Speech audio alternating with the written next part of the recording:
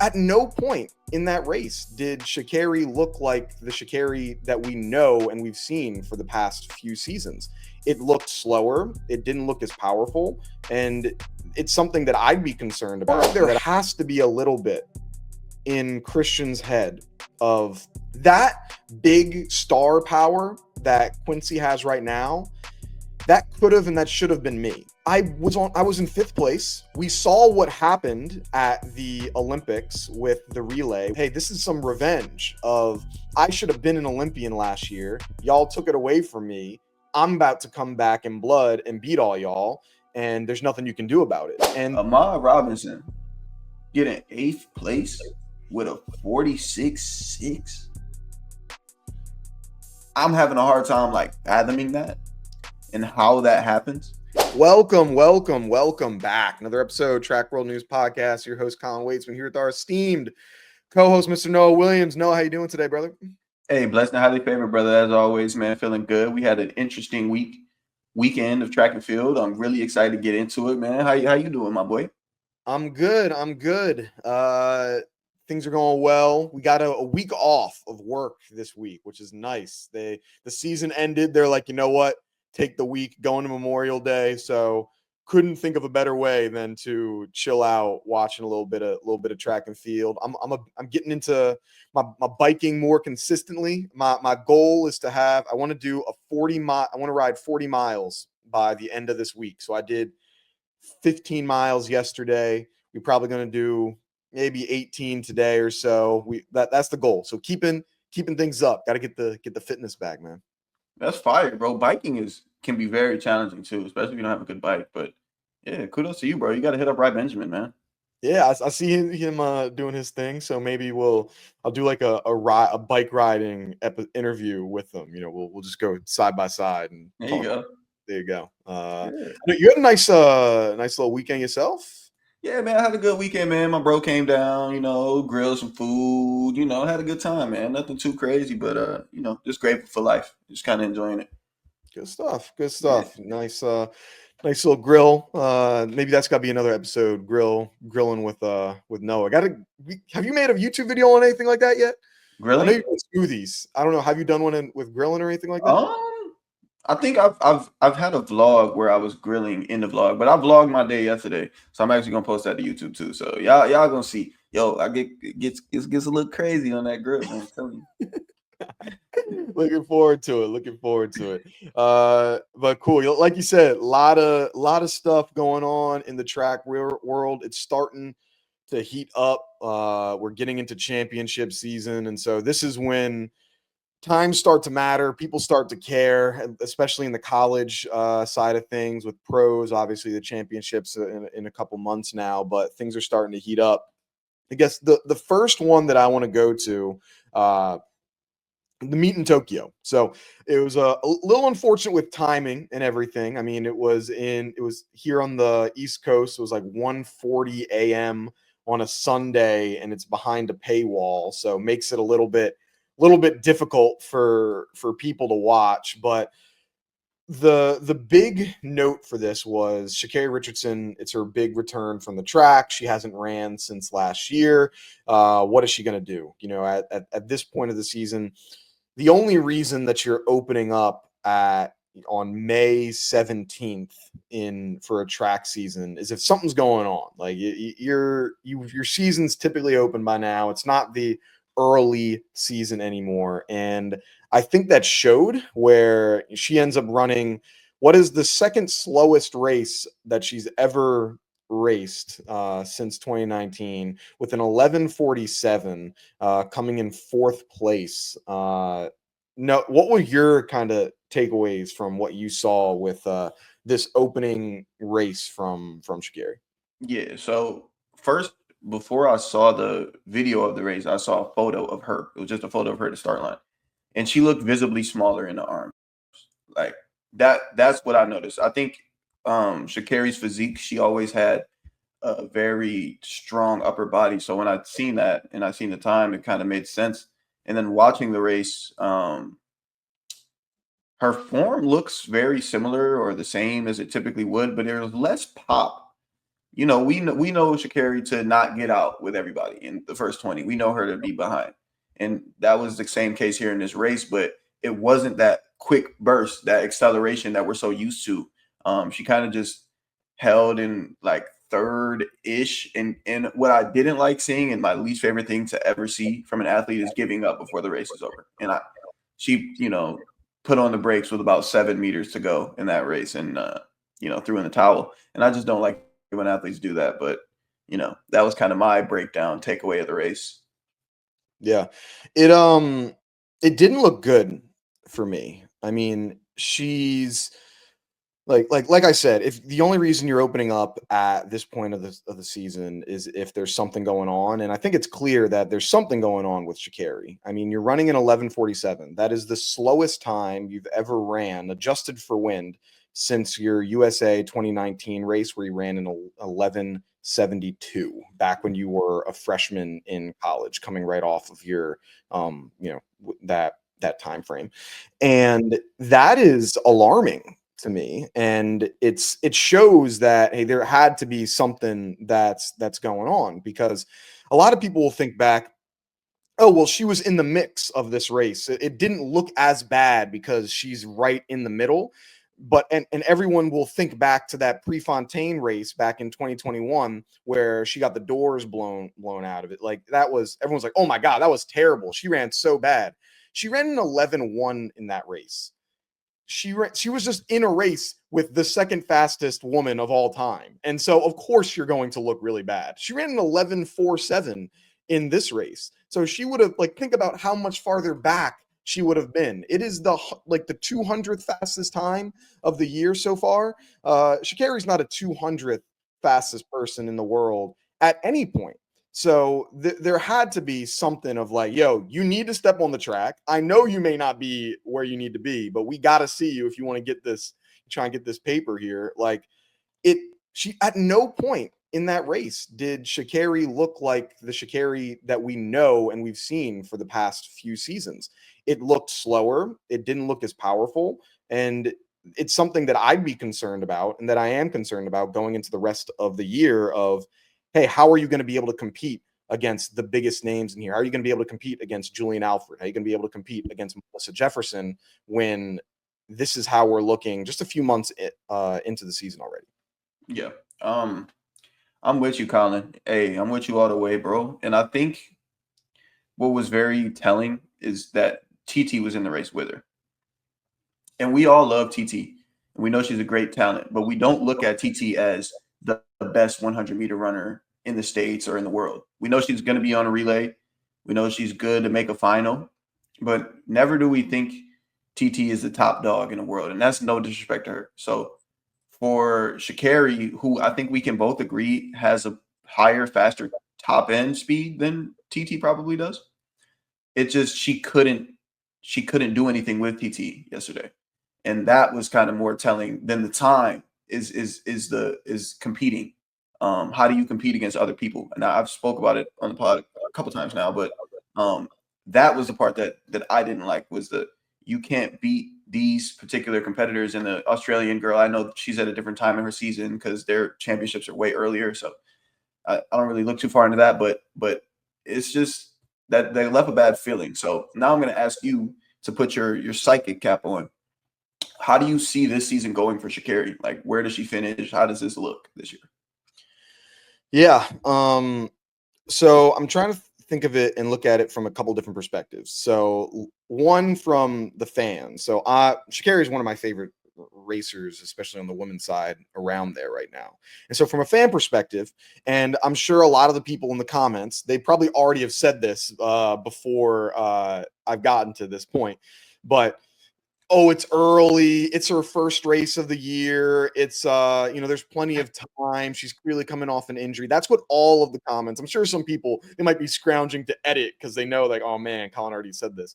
Yeah. That's what a lot of people are going to say, and that's what, like, in my that's what I hope and what I'm hoping for. Like, hey, it's early, there's plenty of time to change things. I get it. But like, from the analyst perspective of, like, looking at track fairly consistently, I see a lot of concerns of, like, yes, it's your first race, but it's not like you looked the same as you normally do, in my opinion, and it's early in the year and you just didn't run as fast. Like this looked very much like a different type of racer where it didn't seem like the same person to me. It didn't seem like the same athlete to me. So it wasn't just like it's early in the season. It's like you should never have an 11-4 on your name if you're Sha'Carri. Like at no point, like you're too good for that. And to see it's like it's a little bit concerning. But so to answer your question, actually, because I didn't answer your question of what do I think? My guess is she'll race in probably a couple weeks. I bet you she'll probably run an 11-1 or an 11-2. I'll be like, all right, she's getting into form. She'll probably drop a couple 10-9s in there, and she'll make the team. But I don't know how it's gonna look at the world stage because I think there's a lot of people that are clicking on all cylinders right now, and right like after that race it's not I don't feel any better than before I saw her. I can't say that, you know. Yeah. This year is like the folly, like I don't want to say follies, but it's like we all know that Worlds is at the end of the year. It's the end of September. So I think everybody's moving with the mindset of like I have time, I have time, I have time. But you only have time until time runs out. When time runs out, you're kind of screwed. And I hope that's not the case with a lot of these athletes. I don't know exactly, but it feels like Sha'Carri opens up fast every year. I don't remember a year that Sha'Carri just opened up a dog shit race. Like, let's be for real. That was pretty dog shit, Respect to her, but that was some dog shit. So I can't think of the last time Sha'Carri opened up this poorly. Are you looking at her World Athletics right now? I'm getting it right now. So her first race in 2024 was a 10:85 that she ran when legal. What does it say the date? That was at pre, and that was May 25th. So basically a weekend apart from last year. Weekend apart. 2023, she opened up in a 10:75 in April.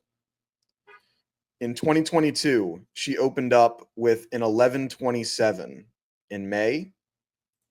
And in 2021, she opened up with an 11:0 in April.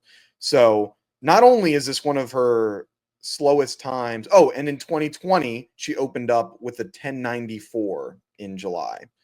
So not only is this one of her slowest races that she's ever had, it is significantly off of what she normally does, where she's normally a 10-9 runner to open up these races. She usually opens up very strong. And to see you're off by nearly half of a second of what you normally do, half a second in the 100 is a lifetime. It's not like the 800 or the mile where it's you're only off by half a second. Nah, you're off by half a second in the 100. That is a lifetime of it. And so yeah, you're exactly right that this is very off of what she normally does. Now she did run into a negative headwind though yesterday, right? I think it was like a negative 2.2 or something. It was 0.9. Yeah, negative 0.9. Like it's not like that's negligible. It's not going to be like, she would have ran a 10-9. Or like it still would have been an 11-4. You ran an 11-4-7. That would have been 11-4 low at your best. You flip it to +2, you might get to 11-3-9. And like you said, it's not just the time for me. It's who are you going up against? And sure, like you and TT, I can understand like, hey, if you guys are going back and forth or whatever it is, but there's two other people in this race outside of TT that beat you. You came in fourth. You didn't even podium.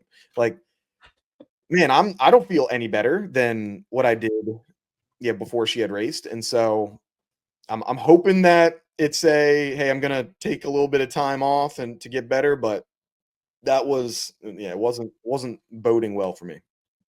Yeah, man, I hate to see it. And Sha'Carri means a lot to a lot of people in track and field. I think we all look at her in a high regard. So for that to happen, it's not the best. But moving from that women's 100 out there in Japan to the men's 100 out there in Japan. What did you see? What did you like? What did you not like? Anything compelling there on the men's side? Yeah. So what I liked a lot was Christian Miller. Despite him coming in second, he ran a 10:08. He looked very powerful in his 10:08, and he was closing in on the guy, I believe from Japan, that ended up winning it. I can't remember his name exactly, but he looked really, really good. And I'm like for him, he would be a freshman in college right now, and for him to be running this well and this level of international meets, like this isn't just like I'm a pro and I'm going to be running in some pro circuits here in the US. He's going all the way out to Japan as a 19-year-old kid. Like, I mean, I'm sure, like, think back to when you were a freshman in college, you and at like when you were in Akron of, hey, imagine you're going all the way out to shoot. I can't imagine what I would be, in a similar thing. So I think there's a lot of mental strength that you have to have as, Christian Miller to be going out there. You're lined up right next to Christian Coleman, one of the best starters in the history of track and field, to go out there and to beat Christian Coleman. You came in second, but you were closing well. Like, I feel more confident about him, coming out of this meet. Absolutely, bro. I was watching the race back over as you were speaking, and Christian looks powerful, bro. Top end looks really good, confident running. He didn't tie up when Coleman got out on him. Those are signs of like a seasoned runner, and the kid's only 19. So, projecting outwards right now for him, the sky's the limit. Hopefully he manages his body right and his schedule properly, and things bode in his way. But we could be looking at the next guy. Um, he just beat Christian Coleman, and who's been having an interesting year himself. But nonetheless, if you're beating a guy of that prowess, it's definitely something that's noteworthy in my opinion.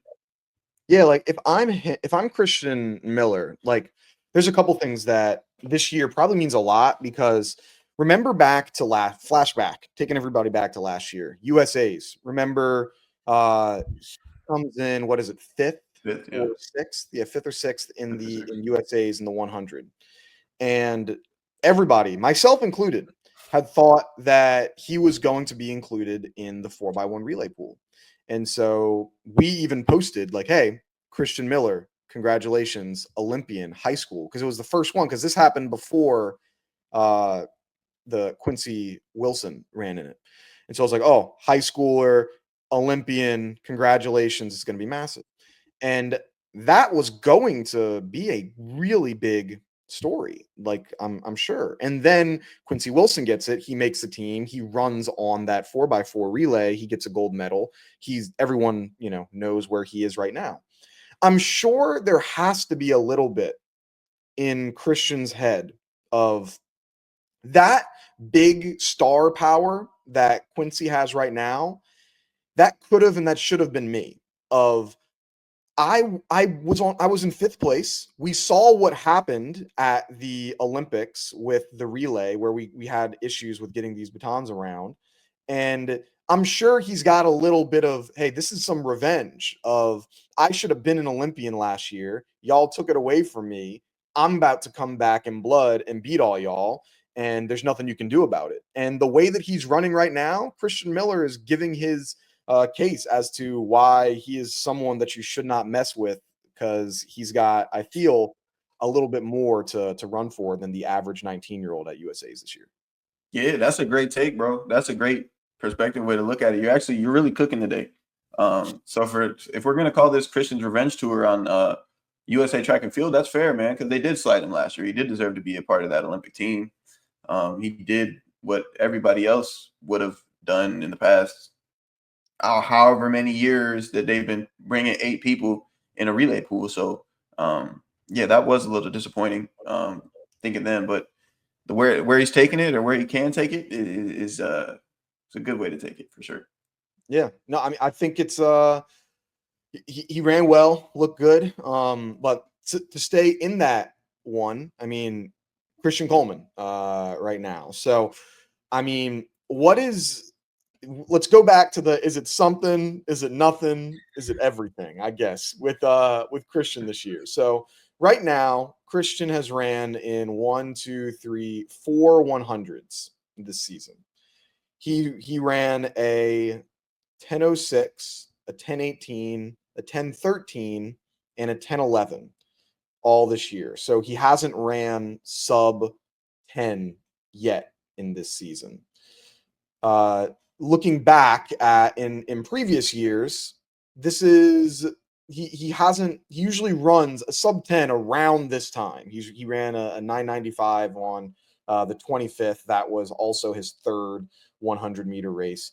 But is this so? Is this something? Is it nothing? Is it everything? Of Christian hasn't. He's not winning races, and he's not running times that we would assume for him to run usually at this point of the year. It's something, not because of the times, because of the losing. And I'm going to refer to something that my high school track coach used to tell me. When you're consistently running a time within a 10th consistently, you're preparing your body for a big drop. So if I could predict out 4 to 6 weeks from now, I could see Christian running a 9.8. Because he ran 3 10-1s and a 10-0 high, a high 10-0, basically 4 10-1s. I think his body's adjusting to that new training because he is with Dennis Mitchell now. So it's got to be more of an adjustment for him. I'm granting him more grace than a lot of other people because it's a new program for him. It's a new training. I'm pretty sure he was with his college coach his whole entire career. So now with him switching, if he's running those consistent 10-1s, I think a drop is coming. So this is my prediction. In the next 4 to 6 weeks, he's going to drop a 9.8. I ain't going to say 9.80, but it's going to be like a 9.88 or a 9.86 or something like that. But I'm not out on Christian for this year. So I hear where you're coming from, and I could see that coming, and I agree. Like you're doing a completely new program. I mean, you're a pro. Like how for those that like me, I have no idea. Like how different is it to go? I mean, from I guess your LSU to your pro, or from what you're hearing, how different are these track programs usually? Like, or is it hyped up more than it actually is?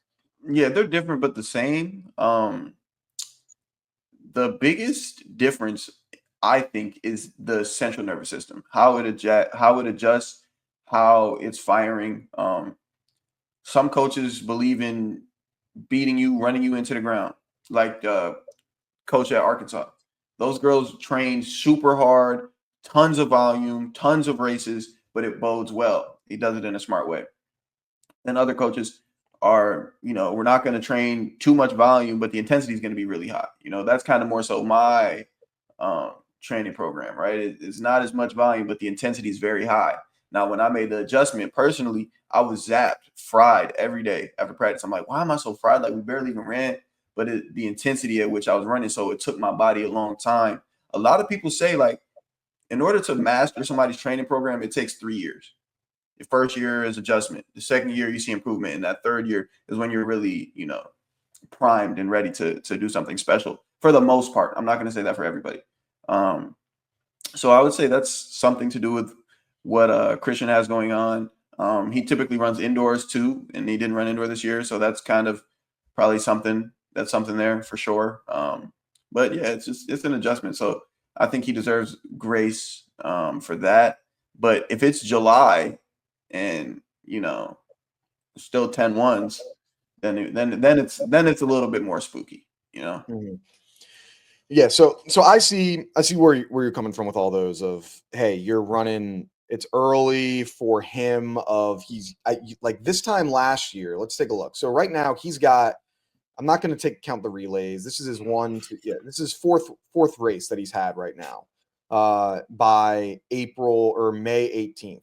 Last year, he had ran 1, 2, 3, 4, 5, 6, 7, 8, 9, 10. He had ran 10. So he's ran half the races that he ran last year. And that's fairly consistent for him, of like running around 10 races. And so you're on race 4 compared to being on race 10 where you've been in the past. And so is that a good thing? Is that a bad thing? I guess only time will tell. Like we'll figure out if it's good for him to not do it or if it's bad for him to not do it. But it's something that he's running half the races that he normally would. But to get back to some of those other, like where my potential concerns are of where he's placing on some of these things. This year for his 4 races, he's came in 3rd place, 4th place, 5th place, and 3rd place. He's averaging to being off the podium.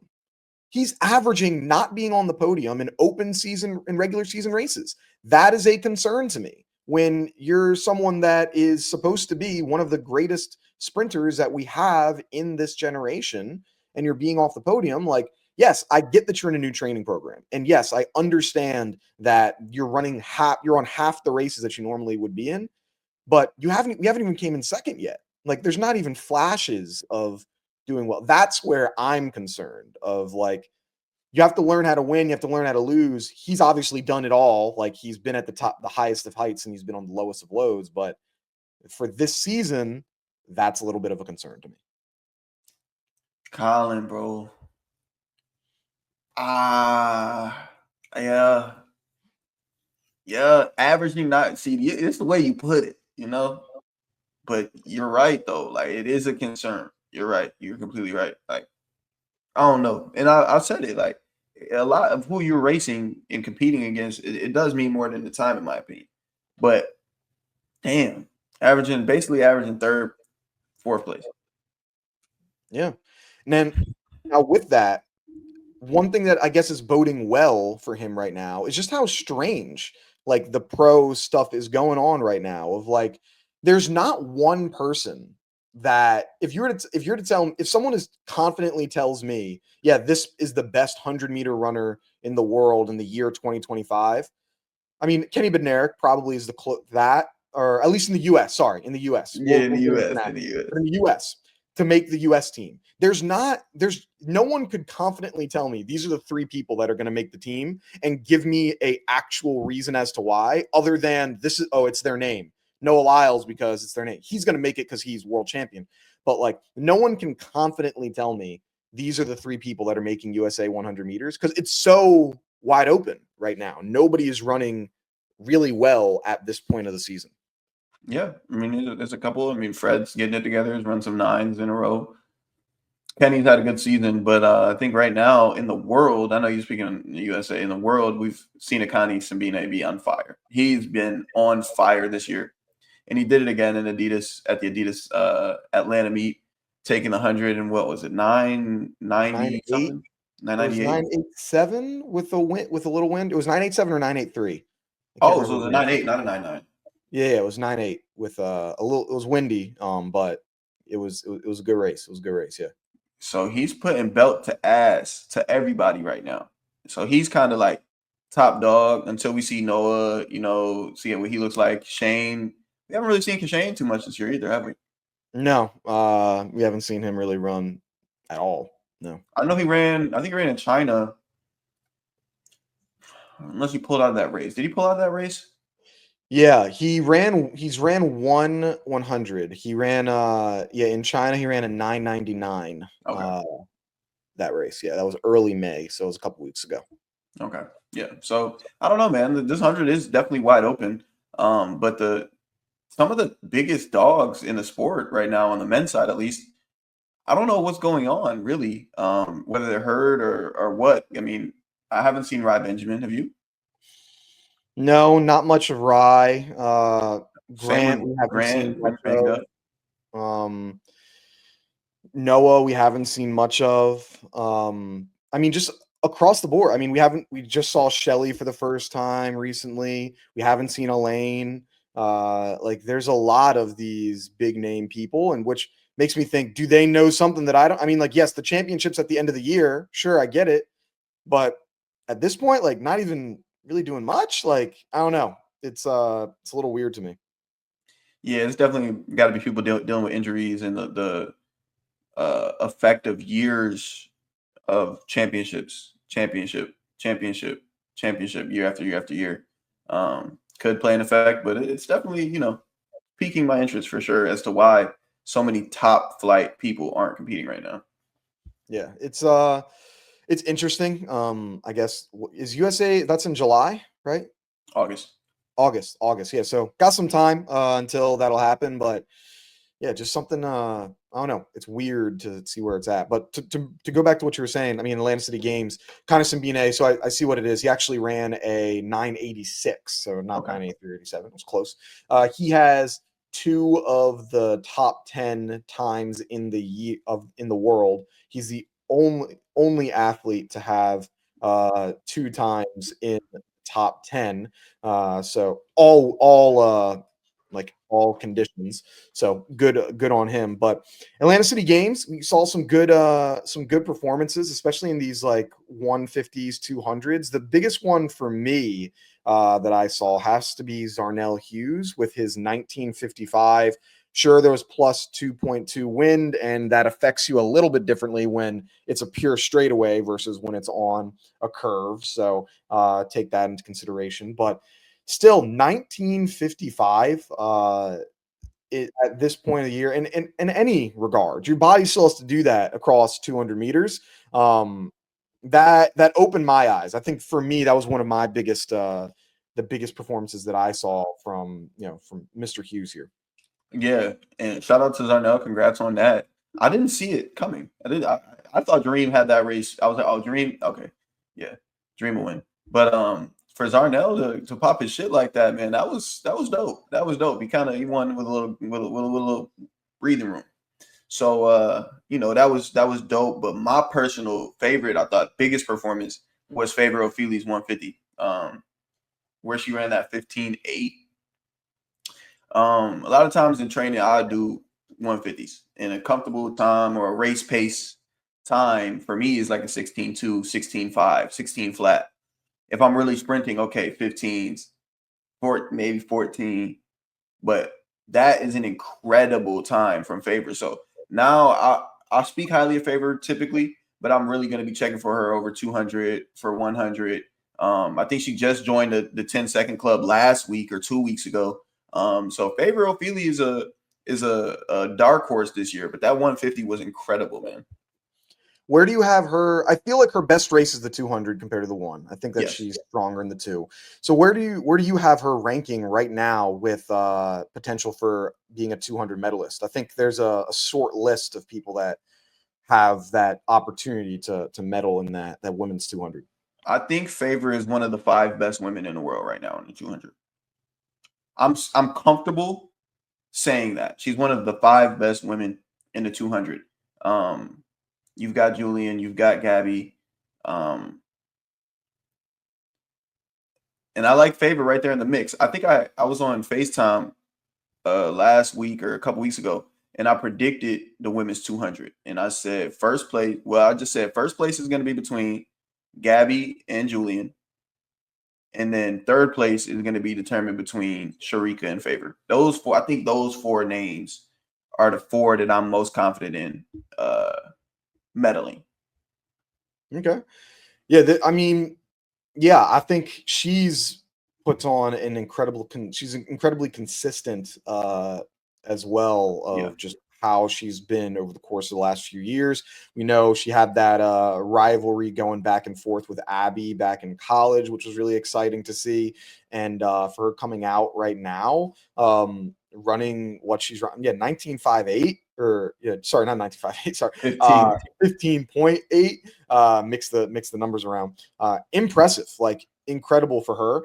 And to hear it's like, yo, I'd be running those times, like that's not a no joke type of time. Like, how's that going to translate into the 200? I'm looking forward to that. And I mean, there's a couple other really strong performances as well this week in the 200 area that we can get into. But before we get into that, I know you're an Adidas guy. Get it. 100% understand. So you're not gonna have nothing negative. This is me. But can we get some? This is for not actually. This isn't just Adidas. This is every track or every thing. It was just noticeable this week because it was an Adidas meet. Red's my favorite color. I love it. But every single athlete wearing the exact same uniform, it's I can understand why people that are fans of track and field, it can be hard to be fans because everyone looks the same. It looks like everyone's competing when literally everyone was the exact same this meet.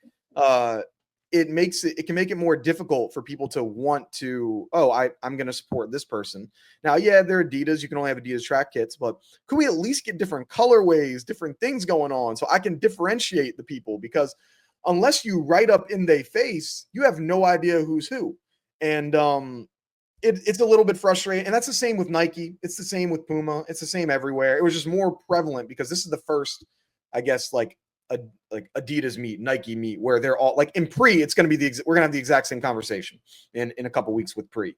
But I don't know, just something that annoys me that we can't get more variety in uniform type. Yeah. Yeah, I agree, bro. I mean, a whole lot of red. Shout out Play with Cardi, but yeah, it's an eyesore. It's an eyesore. And if I was a casual and I didn't know the guys and I'm just looking, it's like who do I root for? They all wearing the same jerseys. Is they on the same team? Are they teammates? You know, that's kind of the vibe that I get. But even down to the spikes, bro. But it's like contractually, you know, we're obligated to wear that. So we're gonna wear it. But it's more so on a company to have some more foresight and more creative ideas when it comes to that, because from an aesthetic, it looks horrendous watching 5 guys in an all red suit running with some neon green spikes. Like, and I think the kit looks good. Like the kit, like itself. If you My just look favorite at one that we have. Yeah. yeah, it's the best one this year, I think, the Adidas one. But looking at 6 of those in a line, it looks horrible to my eyes. Like you know, I agree. It's like same with like literally all the other ones. I don't want to see the exact same colorway. Like, sure, you can have the same like design, but just change it from red, have a blue one, have a green one. I can't imagine it's that much more. It would be that much more difficult for the manufacturer to do. I cannot imagine that it would be that much more difficult to say, hey, look, we're gonna have 10 different colorways. Noah, you pick which ones you want, or we're going to give you one of each one. So, hey, I don't know how many uniforms they give you guys. Well, let's say they give you 4 or 5.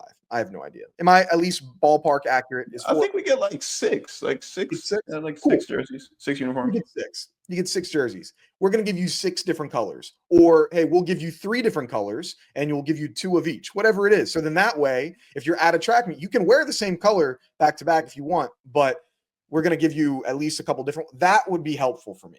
Like, and I think for fans to be able to differentiate, oh, that's who it is. Like, that's where, I mean, the people that are running unattached, like they get a win right now. Like Fred Curley, he's wearing a different uniform than everyone else with an actual like design on it. We were seeing a couple other athletes, Matthew Bowling he was at the meet and he was wearing a black. So it's like, oh, that's a different person. That they're wearing a different thing. Like there's no reason that I don't think Nike, Adidas, Puma could do something like that. I know the gold medalists, they usually always give them a different one, but if you can do it for one person, like, I don't know, let's do it a little bit more. That's my thought. Yeah, I'm with you, bro. I'm 100% with you. I think an unsponsored athlete that has the toughest jersey is Eric Edwards. Eric has like 3 different jerseys. I don't know where he got them from. And they're so fire. If you guys get a chance, check out his Instagram page and like look through some of that stuff. It's like a Heartless World, I think the brand is that he wears, but it's dope. He's got a dope uniform. Yeah, no, he's got a sick fit. I think he just ran in Diamond League this past weekend, right? I think in Doha. Uh, Yeah, it was right. yeah, I don't think. Yeah. I don't think he ran too well, but I think he was there. Yeah, getting in there, still good. Good on him. So, but yeah, so change it up a little bit next year, please. They're not going to, but just think about it. Awesome. Let's go on over to the college ranks. SEC, in other words, the pre national meet. You got the prelims that's happening in a couple weeks, then you got the to the prelims that's happening in SEC.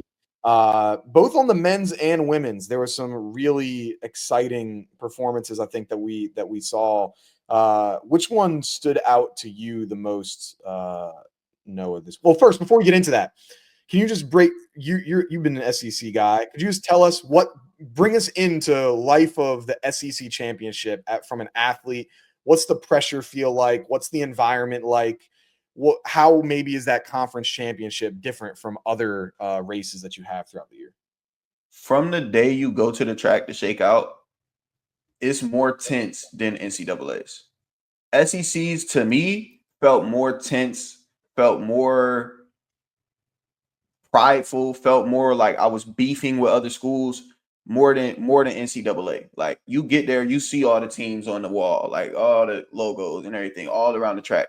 And it's like, damn, like, oh shit, Texas A&M just pulled up. Oh, Florida pulled up. Oh, we got to show them. And it starts literally on shakeout day. Everything's really tense. We know the cameras are there. It's an ESPN broadcasted meet. You want to get an interview. And for an athlete like myself or athlete like anybody, you know that the SEC championship is like your first big opportunity to make a name for yourself. So I think everybody kind of feels that. Like, if I win this, like everybody's going to know who I am. And that's the case now with a guy like Jordan Anthony. Jordan Anthony was my favorite performer of the weekend, winning 100 and the 200. Football player, crazy. But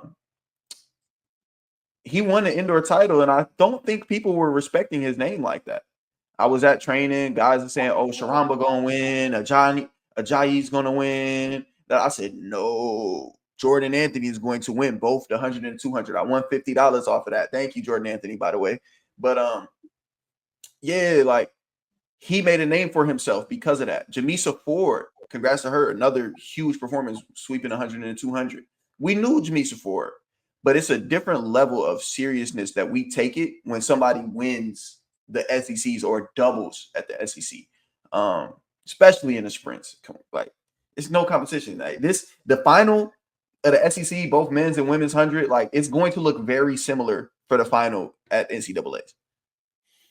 Yeah, I mean, you took the words right out of my mouth. I mean, on the first part of it, like with the conferences of what you're talking about, and I think also what's big is that's the last meet where all of your team is there. Yeah. Because for even if you're at a small conference, if your conference championship, that's the last time that everyone's going to be there. Even if because for all these other athletes, the school year's over now. So all the students, they finished. So all of their friends, they're going home. They're done.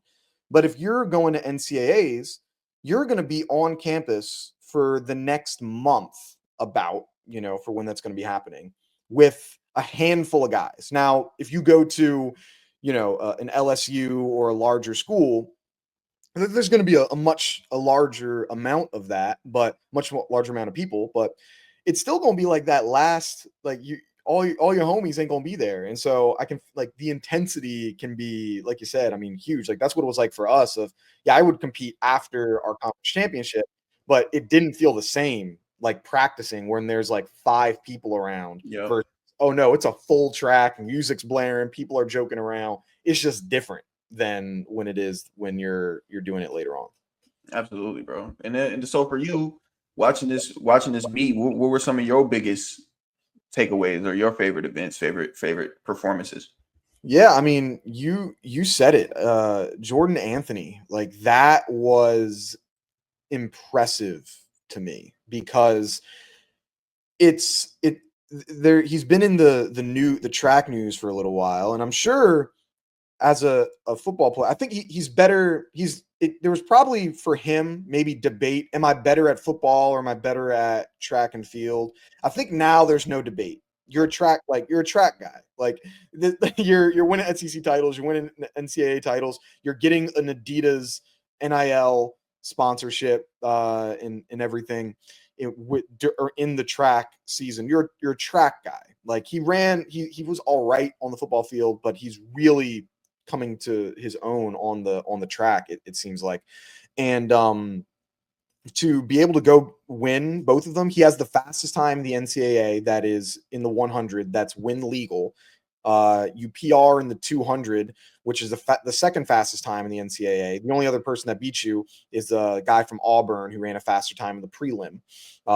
And so for him, like he's rounding out right into shape. 2 personal bests at the SEC championship. He's probably going to chill at the NCAA prelims because he doesn't need to run fast, and so he's got all this speed that he just unlocked at SECs. He beat everyone he needed to beat.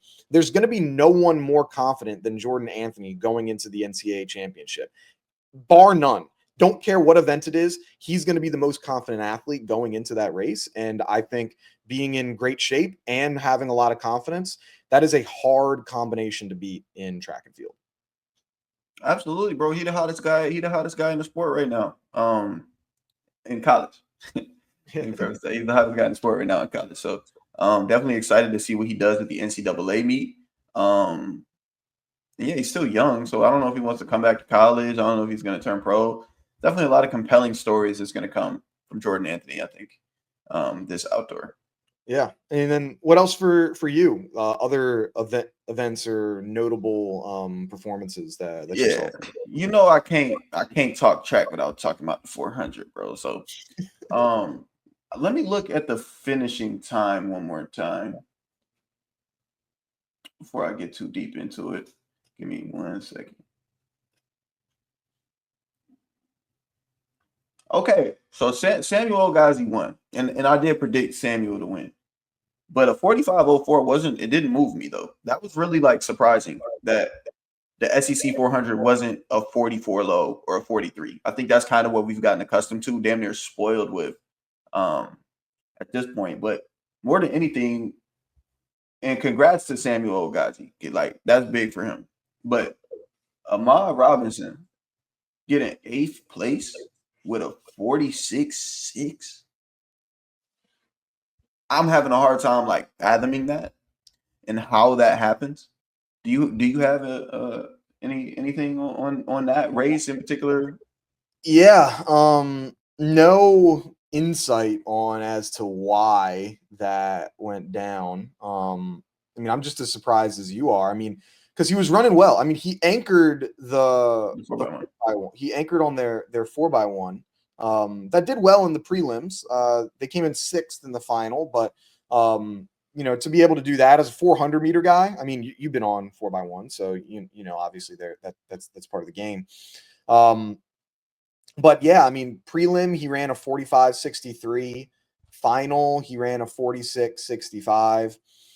I mean, not necessarily where I would think that he would be. I mean, now look, he hasn't ran a ton of outdoor 400s. So he ran the 44.61 in April, on April 4th.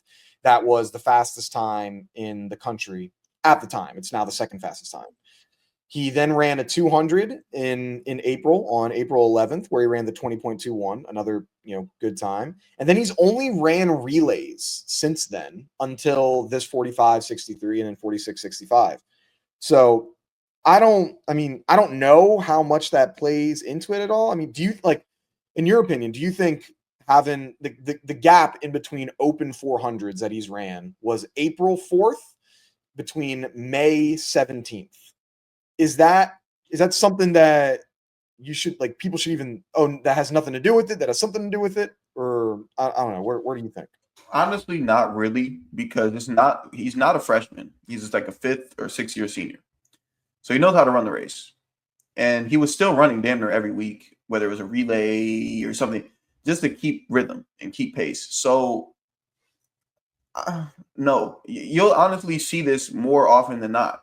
If you want to go back through the records of great 400 meter runners in college, if you look at Bryce Dedman, he would run 2 400s in the beginning of April and not run again until conference. Randolph Ross, same thing. Myself, same thing. Ja'Cory Patterson, same thing. Like, you can go and look. They'll run really fast in April and then get excited, maybe run a 200 or something. And then at conference, they'll run another 4. So that wasn't – and Pat Henry has put that recipe together for years. Like, that wasn't new. So I was really just surprised because I was looking at the results like, where's Auhmad? Did he run?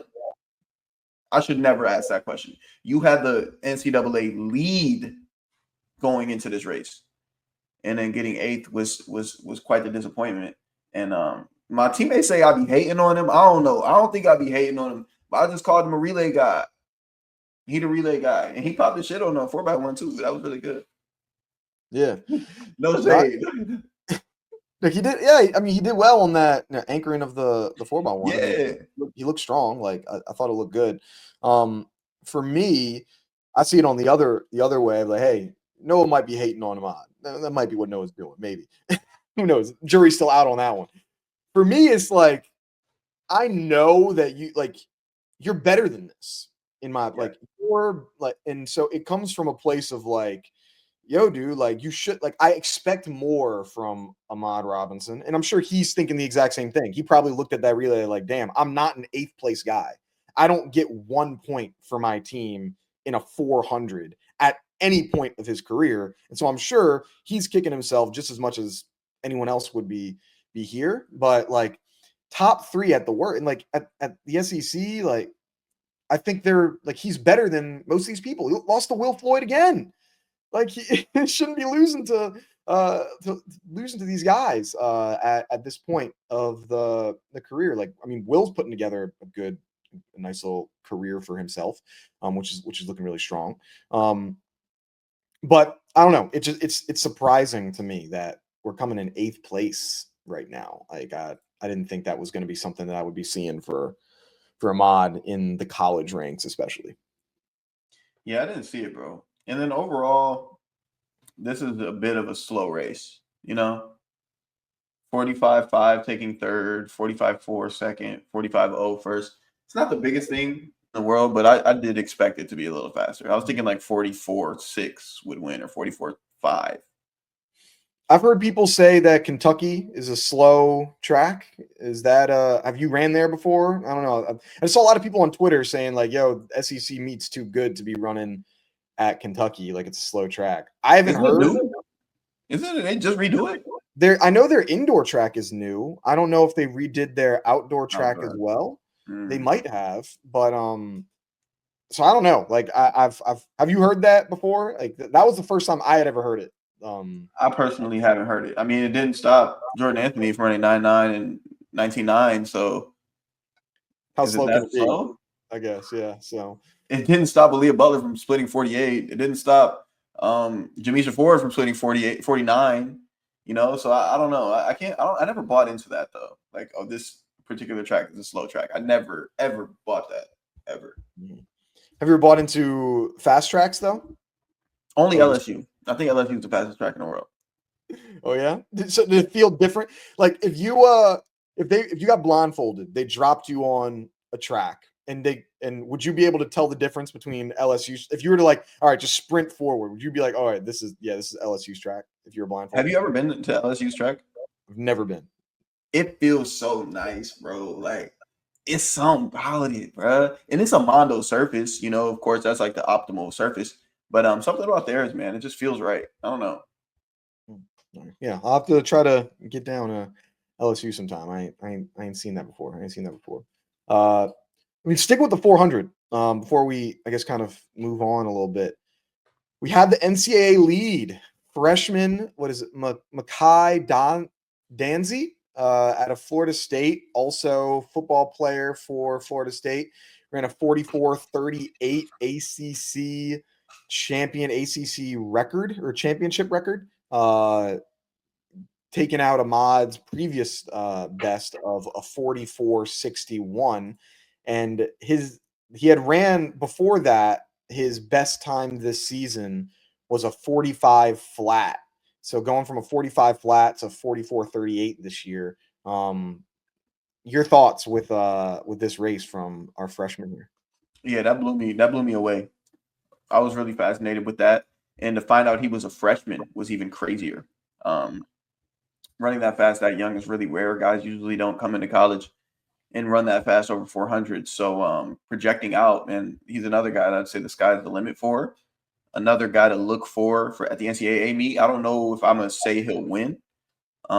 Being a freshman and running that fast, his body's never felt that. He doesn't really know what that's like. He's gonna start dealing with different media people like us probably in his DM like, hey, would you like to do an interview, just different stuff that he's not used to. So if I could give him some game right now, if he's listening, just keep your head down, bro. Keep working and stay humble. Don't take the rat poison. Don't take the rat poison. Don't listen to people trying to hype your head up. Like, you did something great, incredible, and you should celebrate that and be proud of that.